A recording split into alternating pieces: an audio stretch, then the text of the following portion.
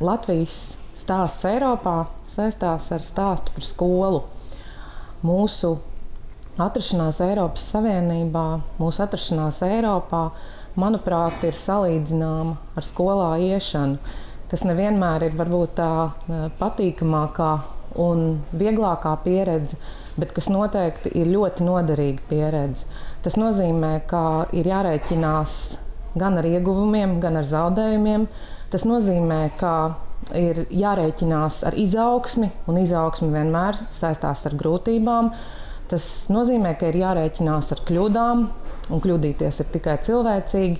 Tas nozīmē, ka ir jārēķinās gan ar uzvarām, gan ar zaudējumiem. Un es domāju, ka mēs pilnībā esam piedzīvojuši visu šo sajūtu spektru šajos gados.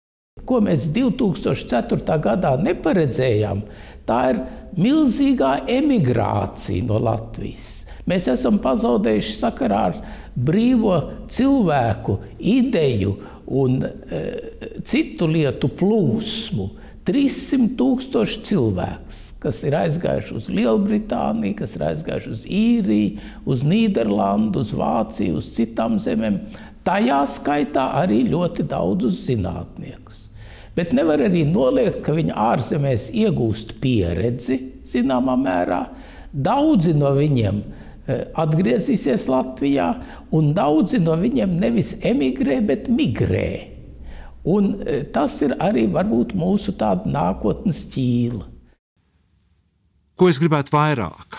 Es gribētu vairāk, ka mums vairāk pašpārliecinātības. Es esmu diezgan satraukts par to, ka tad, kad cilvēkiem tika prasīts, kā jūs domājat, vai jūs varat ietekmēt Eiropas Savienībā, tad latvieši bija vispesimistiskākie.